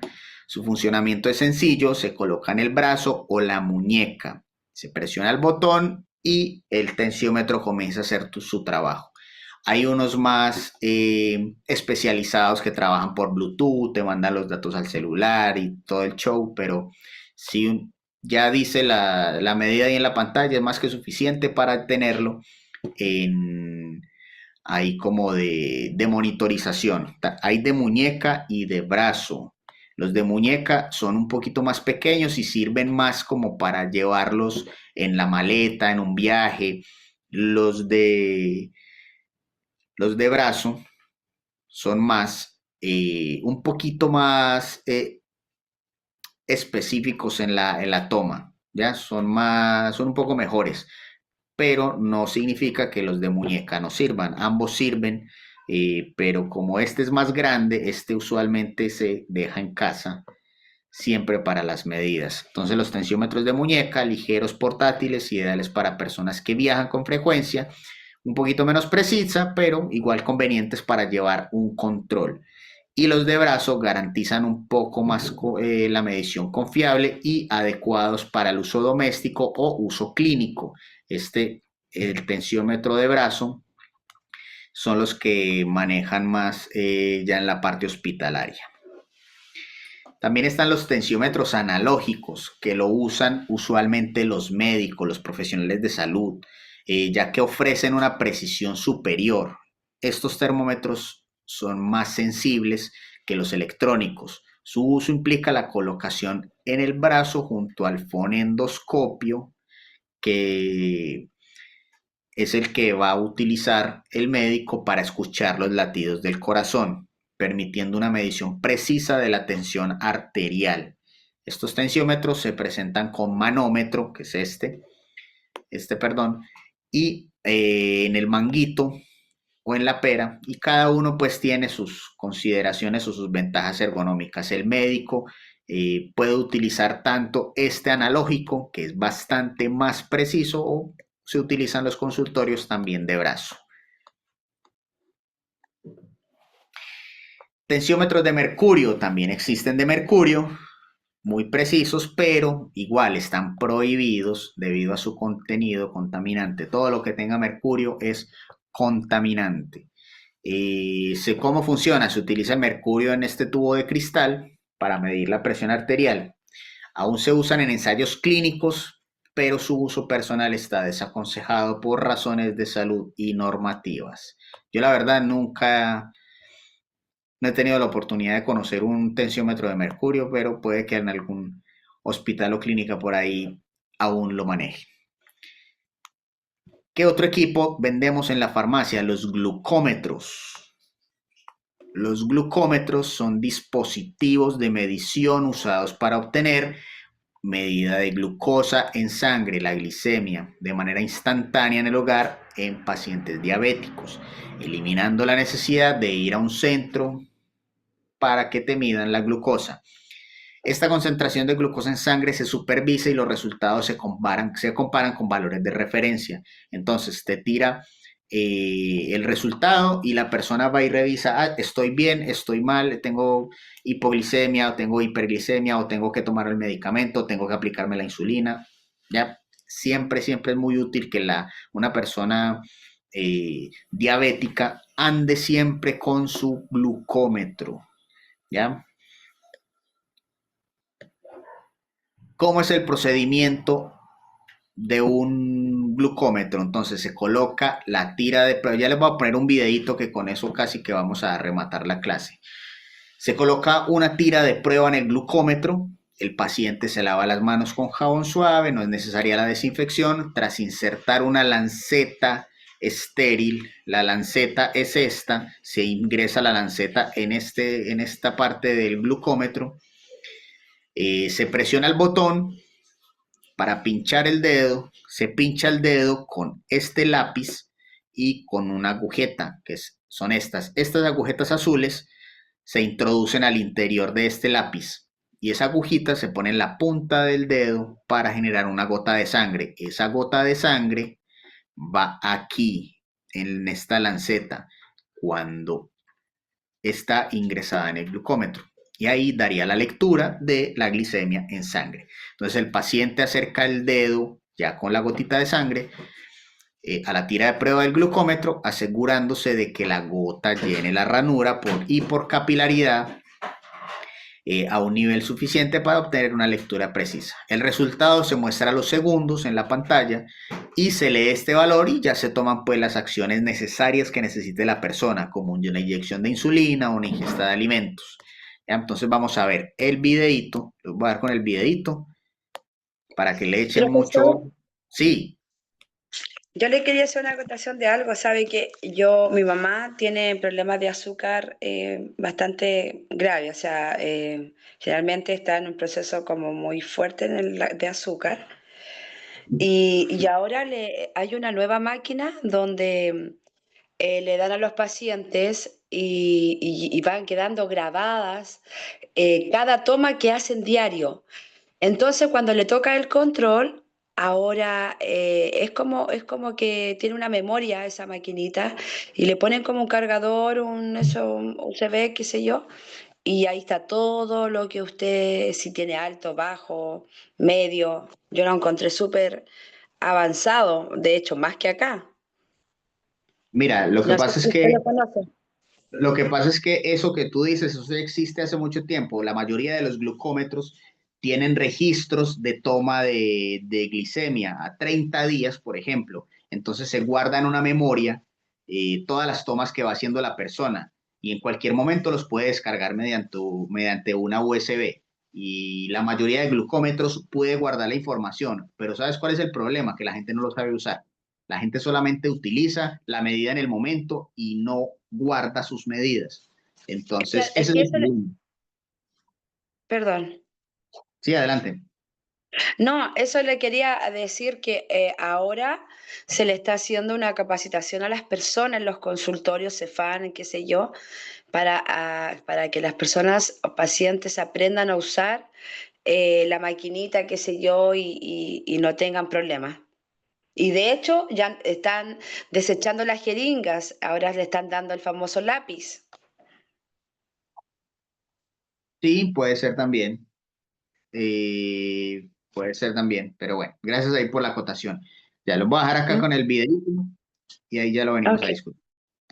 Si quieres agendar una consulta en línea o presencial, puedes llamarnos a los números que aparecen en pantalla. Tal vez tu especialista te enseñó cómo revisar tus niveles de glucosa en sangre. Desafortunadamente no es lo común. En muchos casos las personas tienen que recurrir a videos como este para aprender cómo revisar sus niveles de glucosa de una manera correcta. Y la realidad es que tener una buena técnica es bien importante. Hay muchos factores que pueden afectar a la precisión de los resultados. Esto quiere decir que en el glucómetro te puede aparecer una cifra, pero en realidad esa cifra no es muy precisa. Y ese es el problema, porque tal vez pensamos que si lo hacemos mal, nos va a decir nada más error, pero no, en realidad sí te va a arrojar un número. Antes de empezar, asegúrate de tener todo lo que necesitas. Acá tengo 3 glucómetros de marcas diferentes y te quiero enseñar cómo son prácticamente iguales y el uso también es prácticamente igual. Revisa que contenga glucómetro, tiras reactivas, un disparador para la lanceta y lancetas, que son las agujitas, las que punzan los dedos. Acá hay otro ejemplo, glucómetro, tiras, disparador, lancetas. Acá hay otra marca, glucómetro, tiras, disparador y lancetas. Asegúrate también de tener toallitas alcoholadas. En caso de que no las tengas, puedes usar alcohol y en caso de que no, pues algún lugar en donde te puedas lavar las manos. Además, una caja para poder desechar las lancetas al final. Ya que tenemos todo lo que necesitamos, podemos empezar. Entonces, primero el glucómetro. Obviamente el glucómetro pues tiene que tener pilas. Si no tiene pilas, pues no va a funcionar. Tenemos el glucómetro listo y hay que tenerlo a la mano porque ahorita lo vamos a usar. Pero primero vamos a poner la lanceta en el disparador. Los disparadores no son necesarios. También te puedes punzar sin el disparador. Pero una gran ventaja es que hace que la punción sea muy rápida y prácticamente sin dolor, ni te das cuenta. Se siente un poco raro al principio acostumbrarte a tú mismo pincharte, pero la realidad es que en cuanto a dolor, no hay dolor. Recuerda que estas agujas se llaman lancetas y son extremadamente delgadas. Una vez que tenemos la lanceta lista y le quitamos el protector, ya podemos cerrar la pluma o el disparador. Generalmente los disparadores tienen números que van del 1 al 5. Esto se va a referir a la profundidad de la punción. En 1 va a ser muy superficial y en 5 va a ser más profundo. ¿En qué número es mejor? Depende de muchas cosas. Tienes que encontrar un punto medio en donde no sientas dolor, pero en la primer punción salga sangre. Porque un error común es que nos dé miedo y que pongamos demasiado bajito el número, entonces nos tengamos que pinchar 2 o 3 veces para sacar una gota de sangre. Yo lo voy a poner en 3. Ya que esté listo, solamente lo vamos a cargar para que podamos picarle y rapidísimo salga la punción. Ahora vamos a ponerle la tira reactiva. Las tiras reactivas es en donde vas a poner la muestra de sangre y son muy sensibles al medio ambiente, sobre todo a la luz directa del sol y a la humedad. Este es un punto importante en el que se puede perder la precisión. ¿Por qué? Si acostumbras a dejar el bote mucho tiempo abierto, va a entrar calor y humedad y eso va a quitar o a bajar la precisión de esta tira reactiva. También es importante revisar la fecha de caducidad, siempre va a venir. Si usamos las tiras a partir del día 1, después de que ya se caducaron, no podemos confiar en los resultados. La recomendación es abrirla, sacar la tira luego y ponerla en el glucómetro. Debes de ver un chip y una zona para poner la muestra. El chip debe de ir adentro del aparato y en cuanto lo metes ya se prende automáticamente el glucómetro. Ahora tenemos que actuar más rápido porque ya se prendió. Antes de punzarnos es bien importante asegurarnos de que tenemos las manos limpias. Puedes usar una toallita con alcohol. Si no tienes toallita con alcohol, puedes comprar alcohol etílico y un algodón. Y si tampoco tienes esto, simplemente lavándote las manos con agua y con jabón. Es bien importante tener los dedos limpios porque los dedos que tienen mugre, algo de suciedad o inclusive grasa de los alimentos, por ejemplo, también cambian mucho la precisión de los resultados. La muestra que pide el glucómetro es muy pequeña, por lo que es muy fácil que se altere. Por otro lado, asegúrate de que tus dedos estén secos, pues si se mezclan con restos de agua o de alcohol, se va a diluir la muestra de sangre y los resultados tampoco van a ser exactos. Ya que tenemos todo listo, ahora sí ya podemos pincharnos. Una pregunta muy común es ¿en qué dedo se revisa la glucosa o en cuáles está prohibido? En realidad no hay ningún dedo que esté prohibido. Puedes revisarte la glucosa en los 10 dedos de la mano y la precisión debe de ser igual de los 10 dedos. Además de que se pueden los 10 dedos, la recomendación es rotar los sitios de punción.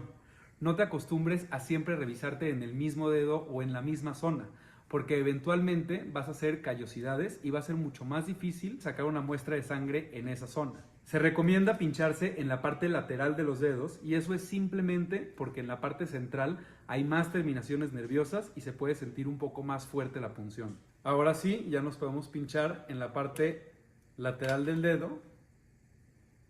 Sacamos una muestra que en realidad es muy pequeña y acercamos el glucómetro hacia la muestra de sangre. No vayas a acercar el dedo hacia el glucómetro porque puedes contaminarlo. Es más fácil así. El mismo glucómetro va a hacer un sonidito en cuanto ya tenga suficiente muestra y se va a tardar pocos segundos en decir el resultado. En este caso yo tengo 90, que está muy bien, tengas o no tengas diabetes. Puede ser que el resultado no sea un número.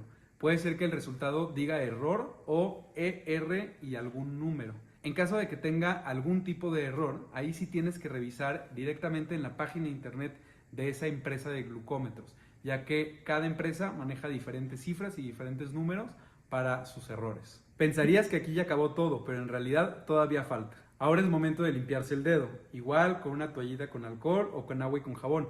No te vayas a chupar el dedo, pues puedes aumentar el riesgo de infectarte. La tira reactiva ya la puedes sacar y la puedes tirar a la basura sin ningún problema. Y la lanceta también hay que cambiarla entre punción y punción. Las lancetas también hay que desecharlas en un contenedor rojo especial para punzocortantes. Y en caso de que no cuentes con ese contenedor especial, puedes usar otras cajas que estén suficientemente duras como para que no se vaya a atravesar la aguja. En ese caso el contenedor tiene que venir señalado, le puedes escribir punzocortantes y tiene que estar bien sellado para antes de que lo tires a la basura.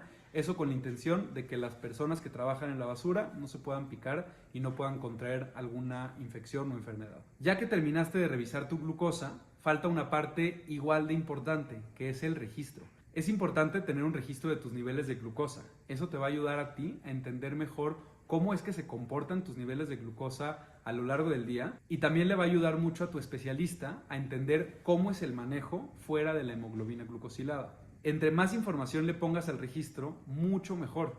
Eso nos va a dar una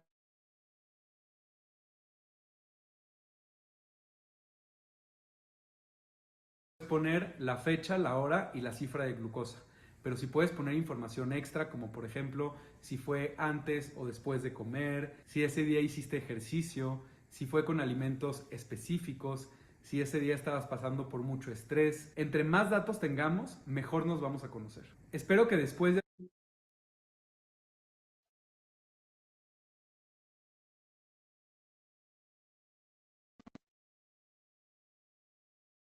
Ya, niños, chiquillos, chicos. Entonces, creo que súper claro el tema del uso del glucómetro. ¿Ya? Entonces, la concentración de glucosa en sangre se expresa en milimoles por litro. Estas son una de las unidades que puede expresar un glucómetro. También en miligramos por decilitro. Cualquiera de las dos está bien. Un paciente sano en ayunas suele tener de medida entre 70 y 100 miligramos por decilitro. En la prediabetes, este rango se sitúa entre 101 y 125 miligramos por decilitro, o sea, mayor. Por eso ahí hablamos de ya un paciente prediabético. Niños, vayan escribiendo su asistencia, por favor, en el chat, que ya vamos a terminar.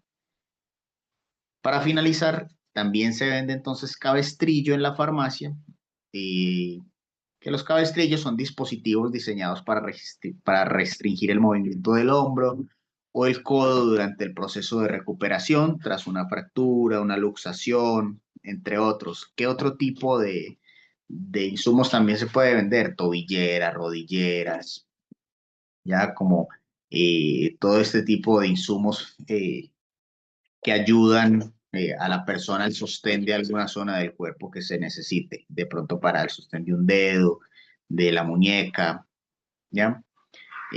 Hombreras y ese tipo de insumos médicos. Ya, chicos, preguntas, dudas, consultas. ¿Estamos claros con la clase de hoy?